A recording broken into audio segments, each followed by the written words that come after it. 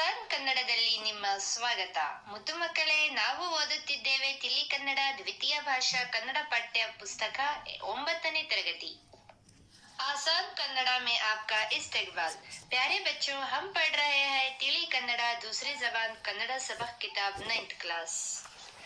गद्य भाग 1 ಅವರೇ राजरत्नम केपी पूर्णचंद्र तेजस्वी. पहले हम देखेंगे केपी पूर्णचंद्र तेजस्वी के बारे में. ಕೃತಿಕಾರರ ಪರಿಚಯ.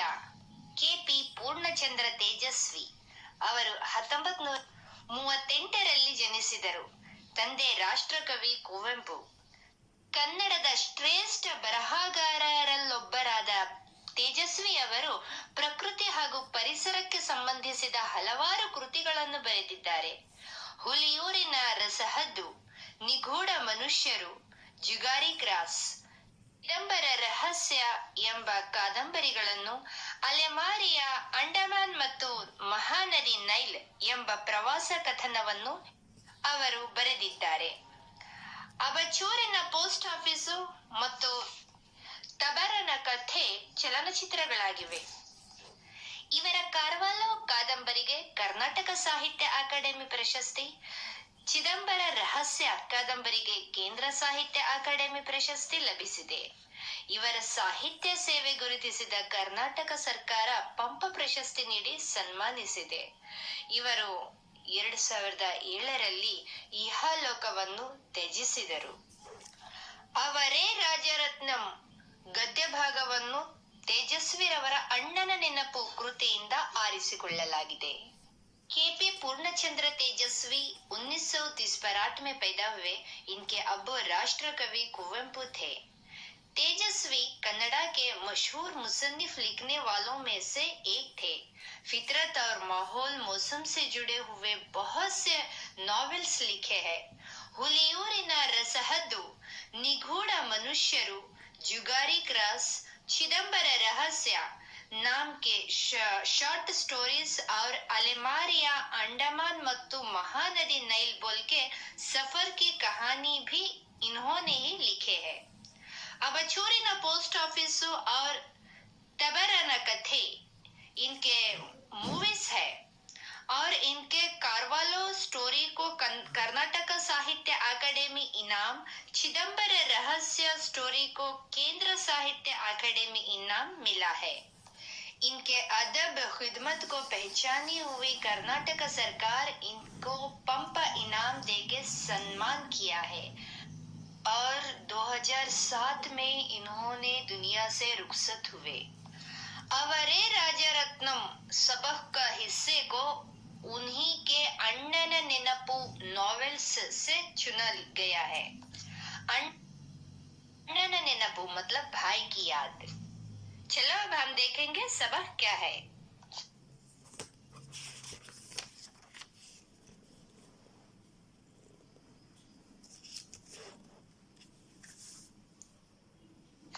ಪಾಠ ಪ್ರವೇಶ.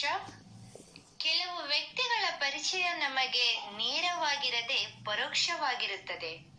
ಅವರ ಕಾರ್ಯ ಸಾಧನೆಗಳ ಬಗ್ಗೆ ಕೇಳಿ ಅಭಿಮಾನ ಹೊಂದಿರುತ್ತೇವೆ, ಆದರೆ ಅವರನ್ನು ನಾವು ನೋಡಿರುವುದಿಲ್ಲ.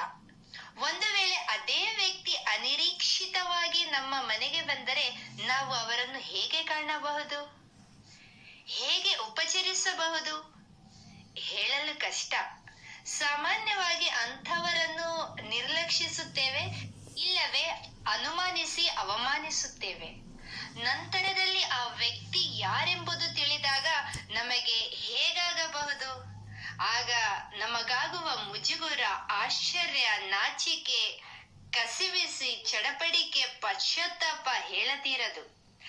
ಇಂತಹ ಘಟನೆಯೊಂದು ಪೂರ್ಣಚಂದ್ರ ತೇಜಸ್ವಿಯವರ ಬಾಲ್ಯದಲ್ಲಿ ನಡೆದದ್ದು. ಅದನ್ನು ಅವರು ಇಲ್ಲಿ ಸ್ವಾರಸ್ಯವಾಗಿ ವಿವರಿಸಿದ್ದಾರೆ. प्यारे बच्चों, बहुत इंटरेस्टिंग ये कहानी है कि पूर्णचंद्र तेजस्वी इसमें अपने तजुर्बात को बयान किए हैं. ये वो जमाना है जबकि ना स्मार्टफोन था ना मोबाइल था. अक्सर ऐसे तजुर्बात लोगों से होते थे कि जिनमें हम भी शामिल हैं, जबकि मोबाइल नहीं था. इंसान को हम सामने से देखे नहीं रहते, पर उनकी पहचान हमको बहुत रहती है. उनके काम काज और कामयाबी को लेकर हमको हमारे दिल में उनके लिए फख्र रहता है। पर वही इंसान अचानक से हमारे घर आ जाए तो हमको हमको पता नहीं रहता कि ये कौन है, तो हम कैसे उनके साथ सुलूक करेंगे। हमको क्या लगता है उनको देख के कि ये बोलना थोड़ा मुश्किल है। कौन है ये, अचानक आए, ये मुझे तो नहीं मालूम। उनको उन पर शक करते या उनको बेइज्जत भी कर देते। तो बाद में पता चलता कि ये कौन है बोल के। जब हमको मालूम होने के बाद हमको कैसा रहता, जब हमको होने वाला एहसास, शर्मिंदगी, ताज्जुब, पछतावा बोल नहीं सकते। ऐसा एक किस्सा पूर्णचंद्र तेजस्वी के बचपन में चला। इसको उन्होंने यहाँ तफसील किए हैं। पर आजकल जमाने में तो बहुत कम ऐसा होता, शायद होता भी नहीं। मैं इसलिए पहले बोली कि मोबाइल का जमाना वो नहीं था। अब तो आ रहे, फलान आदमी आ रहे, कॉल कर लेते, या उनको देख भी सकते हम मोबाइल के जरिए से। सबक पढ़ेंगे। ಮೊದಲೆಲ್ಲ ಯಾವತ್ತೂ ಅಣ್ಣನನ್ನು ನೋಡ ಬರುವವರಿಂದ ನಮಗೆ ತೊಂದರೆಯೇ ಆಗಿರಲಿಲ್ಲ. ಹೆಚ್ಚೆಂದರೆ ಭಿಕ್ಷುಕರ ಕಾಟವಷ್ಟೇ ನಮಗೆ ಗೊತ್ತಿದ್ದುದು. ಭಿಕ್ಷುಕರಿಗೆ ಭಿಕ್ಷೆ ಹಾಕುವುದು ಅವರನ್ನು ಪ್ರೋತ್ಸಾಹಿಸಿದ ಹಾಗೆ ಎಂದು ಒಂದು ದಿನ ಅಣ್ಣ ನಮಗೆ ಜೋರು ಮಾಡಿದರು. ಅವರು ಆಶ್ರಮದಲ್ಲಿದ್ದಾಗ ಒಬ್ಬ ಹೆಳವನಿಗೆ 3 ಕಾಸು 6 ಕಾಸು ಭಿಕ್ಷೆ ಹಾಕುತ್ತಿದ್ದರಂತೆ. ಆಗಲೂ ಆಶ್ರಮದ ಸ್ವಾಮಿಗಳಾದ ಸಿದ್ದೇಶ್ವರಾನಂದರು ಭಿಕ್ಷಾವೃತ್ತಿಗೆ ಉತ್ತೇಜನ ನೀಡುವುದಕ್ಕೆ ಬದ್ಧ ವಿರೋಧಿಗಳಾಗಿದ್ದರು. ಒಮ್ಮೆ ಅಣ್ಣ ಆ ಹೆಳವನಿಗೆ ಭಿಕ್ಷೆ ನೀಡುತ್ತಿದ್ದಾಗ ಆಕಸ್ಮಿಕವಾಗಿ ಸಿದ್ದೇಶ್ವರಾನಂದರು ಅಲ್ಲಿಗೆ ಬಂದರು. ಕೈಕಾಲೆಲ್ಲ ಸೊಟ್ಟ ಮಾಡಿಕೊಂಡು ಸ್ವಾಮಿ ಎಂದು ಕರುಣಾಮಯವಾಗಿ ಅಂಗಲಾಚುತ್ತಿದ್ದ ಆ ಹೆಳವ ಸಿದ್ದೇಶ್ವರಾನಂದರನ್ನು ನೋಡಿದ ಕೂಡಲೇ ಸಟ್ಟನೆ ಕೈಕಾಲುಗಳನ್ನು ನೆಟ್ಟಗೆ ಮಾಡಿಕೊಂಡು ವೇಗವಾಗಿ ಆಶ್ರಮದ ಆವರಣದಿಂದ ಆಚೆಗೆ ಓಡಿ ಹೋದನಂತೆ. ಸಿದ್ದೇಶ್ವರಾನಂದರು ಅಣ್ಣನ ಮೂರ್ಖತನಕ್ಕೆ ಸರಿಯಾಗಿ ಛೀಮಾರಿ ಮಾಡಿದರು. ಅಣ್ಣನಿಗೆ ದುಡ್ಡು ಕಳೆದುಕೊಂಡಿದ್ದಕ್ಕಿಂತ ಹೆಚ್ಚಾಗಿ ಇಷ್ಟು ದಿನ ಮೋಸ ಹೋದೆನಲ್ಲ ಎಂಬುದು ಹೆಚ್ಚು ಬೇಸರದ ಸಂಗತಿಯಾಗಿತ್ತು. पहले कभी भी भाई को देखने आने वालों से हमको तकलीफ नहीं हुई थी. ज्यादा बोले तो भीख मांगने वालों की परेशानी हमको मालूम थी. भीख मांगने वालों को खैरात देना उनका हौसला अफजा करे जैसा बोल के एक दिन भाई हमको डांट दिए. उन्होंने आश्रम में है जब लंगड़े को 3 पैसा 6 पैसा खैरात देते थे कते. जब भी आश्रम के स्वामी सिद्धरामेश्वरानंदा ने मांगने वालों को जोश देने में बराबर मुखालिफत थे, मतलब ऑपोजिट थे. एक बार भाई ने वो लंगड़े को खैरात देते वक्त फौरन सिद्धरामेश्वरानंदा वहां आए. हाथ पैर टेढ़े करके साहब बोल के मेहरबान होके मांगता हुआ वो लंगड़ा सिद्धेश्वरानंदा को देखे फौरन हाथ पैर सीधे करके जोर से आश्रम के आंगन से भाग गया. सिद्धेश्वरानंदा भाई के बेवकूफी को बराबर इनकार किए. भाई को पैसा गुमा दिए सो उससे भी ज्यादा इतने दिन धोखे में गया हूं ना, इस बात का ज्यादा बेजार था. ಅಣ್ಣ ಆಗಾಗ್ಗೆ ನಮಗೆ ಈ ಕಥೆ ಹೇಳಿ ಭಿಕ್ಷಕ್ಕೆ ಬರುವವರೆಲ್ಲ ಸಾಧಾರಣವಾಗಿ ಮೋಸಗಾರರು ಅಥವಾ ಕದಿಯಲು ಏನಾದರೂ ಇದೆಯೇ ಎಂದು ನೋಡಿಕೊಂಡು ಹೋಗಲು ಬರುವ ಕಳ್ಳರು, ಇಲ್ಲವೇ ದುಡಿದು ತಿನ್ನಲು ಇಷ್ಟವಿಲ್ಲದ ಸೋಮಾರಿಗಳು. ಆದ್ದರಿಂದ ಅವರಿಗೆ ಭಿಕ್ಷೆ ಹಾಕಿ ಪ್ರೋತ್ಸಾಹಿಸಬೇಡಿ ಎಂದು ಹೇಳುತ್ತಿದ್ದರು. ಆದರೂ ಅಮ್ಮ ಮಾತ್ರ ನಮ್ಮ ಮನೆಯ ಹತ್ತಿರ ಬರುತ್ತಿದ್ದ 2-3 ಜನ ಕುಷ್ಠ ರೋಗಿಗಳಿಗೆ ಕನಿಕರದಿಂದ ಭಿಕ್ಷೆ ಹಾಗೆ ಹಾಕುತ್ತಿದ್ದರು. ನಾವು ಮಾತ್ರ ಅಣ್ಣನ ಬೋಧನೆಯನ್ನು ಶಿರಸಾವಹಿಸಿ ಯಾರೂ ಮನೆಗೆ ಬಂದರೂ ಮುಂದೆ ಹೋಗಪ್ಪ ಎಂದು ಕೂಗುತ್ತಿದ್ದೆವು. भाई जब हमको ये किस्सा सुना के मांगने आने वाले अक्सर धोखेबाज या चोरी करने के लिए कुछ है बोल के देख के जाने वाले चोर है, यानी कमा के खाने में सुस्ती काहिली, इसलिए इनको भीख डाल के जोश न दिलाओ बोलते थे।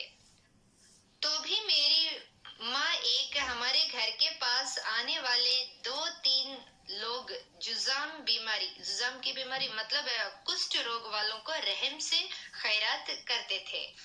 हम एक बड़े भाई के तालीम को तवज्जो करके कौन घर को आए तो भी आगे जाओ बोल के पुकारते थे। ಒಂದು ಸಾರಿ ಬಿಳಿಯ ಅಡ್ಡ ಪಂಚೆ ಹಾಗೂ ಬಿಳಿಯ ಅಂಗಿ, ಮೈಮೇಲೆ ನಸುಕೊಂದು ಧೋತ್ರ ಹೊದ್ದವರೊಬ್ಬರು ನಮ್ಮ ಮನೆ ಬಾಗಿಲು ತೆರೆಯಲು ಸಾಹಸ ಪಡುತ್ತಿದ್ದುದನ್ನು ನೋಡಿದೆವು. ಅವರ ಬಗಲಲ್ಲೊಂದು ದೊಡ್ಡ ಜೋಳಿಗೆಯಂಥ ಚೀಲ ಇತ್ತು. ಮನೆಯ ಚಿಕ್ಕ ಗೇಟನ್ನು ಕೊಂಚ ಎತ್ತಿ ಅಗುಳಿ ತೆಗೆಯಬೇಕಾಗಿದ್ದರಿಂದ ಹೊರಗಿನಿಂದ ತೆಗೆಯುವುದು ಕಷ್ಟ ಇತ್ತು. ಅವರನ್ನು ನೋಡಿದ ಚೈತ್ರ, ಮುಂದೆ ಹೋಗಪ್ಪ ಎಂದು ಕೂಗಿದ. ಆದರೂ ಆ ವ್ಯಕ್ತಿ ತಮ್ಮ ಗೇಟು ತೆಗೆಯುವ ಪ್ರಯತ್ನ ಮುಂದುವರೆಸಿದ್ದನ್ನು ನೋಡಿ ನಾವೆಲ್ಲರೂ ಸಾಮೂಹಿಕವಾಗಿ ಮುಂದೆ ಹೋಗಪ್ಪ ಎಂದು ಕಿರಿಚಿದೆವು. ಆಮೇಲೂ ಅವರು ನಿಂತೇ ಇದ್ದುದನ್ನು ನೋಡಿ ನಾವು ಅಣ್ಣನಿಗೆ ಚಾಡಿ ಹೇಳಲು ಒಳಗೆ ಓಡಿದೆವು. एक बार सफेद लुंगी, सफेद जुब्बा और लाइट मैरून रंग का शालवा डाले हुए एक आदमी हमारे घर का दरवाजा खोलने की बहादुरी करते हुए हम देखे. उनके बगल में एक बड़ी झोली के जैसा थैली थी. घर का छोटा गेट थोड़ा उठा के हिला के खोलने के खातिर बाहर से खोलना मुश्किल था. उनको देख के चैत्रा आगे जाओ बोल के पुकारा. तो भी वो आदमी हमारी गेट खोलने की कोशिश में ही थे. हम सब देख के मिलकर चिल्लाए, आगे जाओ बोल के. तो भी उन्होंने खड़े ही थे. ये देख के भाई को चाड़ी बोलने के लिए अंदर भाग गए हम.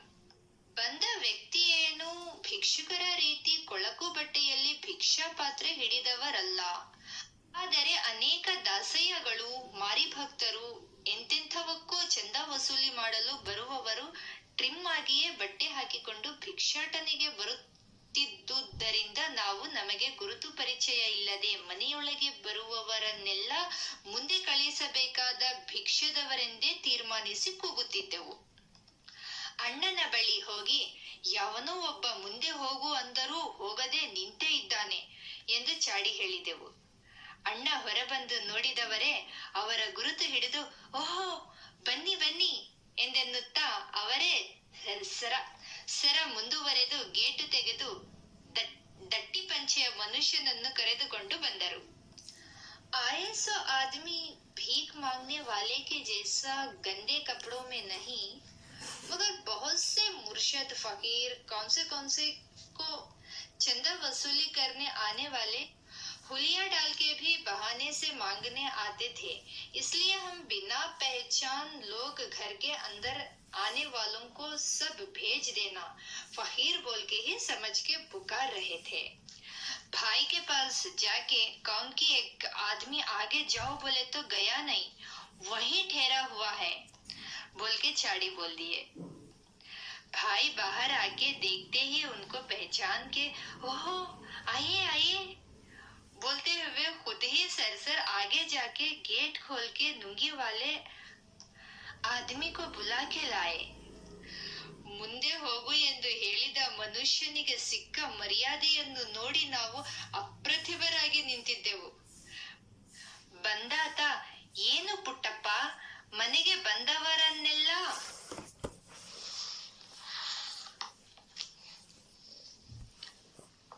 ಮುಂದೆ ಕಳಿಸಿಬಿಡಿ ಎಂದು ಹೇಳಿದ್ದೀರಾ ಎಂದು ತಮಾಷೆಯಾಗಿ ಕೇಳಿದರು. ಅದಕ್ಕೆ ಅಣ್ಣ ನಮ್ಮ ಕಡೆ ತಿರುಗಿ, ಇವರು ಯಾರು ಗೊತ್ತಾ ಎಂದು ಕೇಳಿದರು. ನಮಗೇನು ಗೊತ್ತು, ನಮಗೆ ಗೊತ್ತಿದ್ದರೆ ನಾವ್ಯಾಕೆ ಮುಂದೆ ಹೋಗು ಎಂದು ಹೇಳುತ್ತಿದ್ದೆವು. ನಮ್ಮ ಪಿಳಿ ಕಣ್ಣುಗಳನ್ನು ನೋಡಿ, ನಿಮ್ಮ ಪುಸ್ತಕದಲ್ಲಿ ಬಣ್ಣದ ತಗಡಿನ ತುತ್ತೂರಿ, ಕಾಸಿಗೆ ಕೊಂಡನು ಕಸ್ತೂರಿ ಓದಿದ್ದೀರಲ್ಲ, ಇವರೇ ಅದನ್ನು ಬರೆದವರು ಎಂದರು. ಅವರೇ ರಾಜರತ್ನಂ. ನಾವು ಆವರೆಗೂ ಕವಿತೆಗಳು ಸಹ ಹುಡುಗರು, ಮಕ್ಕಳು, ಮರ, ಗಿಡ ಇರುವಂತೆ ಪ್ರಪಂಚದಲ್ಲಿರುವ ವಸ್ತುಗಳು ಎಂದು ತಿಳಿದಿದ್ದವರು. ಕವಿತೆಗಳನ್ನು ಕವಿಗಳು ಬರೆಯುತ್ತಾರೆ ಎಂದು ತಿಳಿದದ್ದೇ ಆವತ್ತು. ಆಮೇಲಿನಿಂದ ನಾವು ಕವಿತೆ ಓದುವಾಗಲೆಲ್ಲ ಅದು ಮುಗಿದ ಮೇಲೆ ಕೆಳಗೆ ಕೊಟ್ಟಿರುವ ಕವಿಯ ಹೆಸರನ್ನು ಬಾಯಿಪಾಠ ಮಾಡಿಕೊಂಡು ಕಿರುಚುತ್ತಿದ್ದೆವು. ರಾಜರತ್ನಂ ಆಮೇಲೆ ಯಾವಾಗಲಾದರೂ ಮನೆಗೆ ಬಂದಾಗ ನಮ್ಮನ್ನು ಕಂಡರೆ, ಏನಪ್ಪಾ ಒಳಗೆ ಬರಬಹುದೋ, ಮುಂದೆ ಹೋಗಬೇಕೋ ಎಂದು ತಮಾಷೆ ಮಾಡುತ್ತಿದ್ದರು.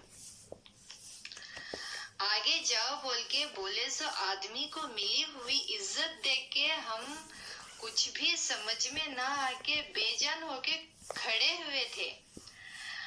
आए सो वाले ने बोले, क्या पुट्टप्पा, घर को आए सो लोगों को सब आगे भेज दो बोल के बोल दिए क्या, बोल के मजाक किए. इसलिए भाई हमारी तरफ पलट के, इन्हें कौन मालूम बोल के पूछे.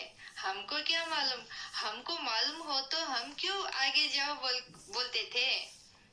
हमारी खामोश पलक मारती हुई आंखें देख के भाई बोलते हैं, आपके किताब में बಣ್ಣದ ತಗಡಿನ ತುತ್ತೂರಿ ಕಾಸಿಗೆ ಕೊಂಡನು कस्तूरी पढ़े ना. इन्होंने ही वो लिखे सो वाले बोले, इन्होंने ही राजरत्नम. हम अभी तक कविता पोएम्स को भी लड़के बच्चे पौधे पेड़ है जैसा दुनिया में रहने वाले एक चीज बोल के समझे थे. कविता को कवि यानी पोयम को पोएटर लिखते बोल के उस दिन मालूम हुआ.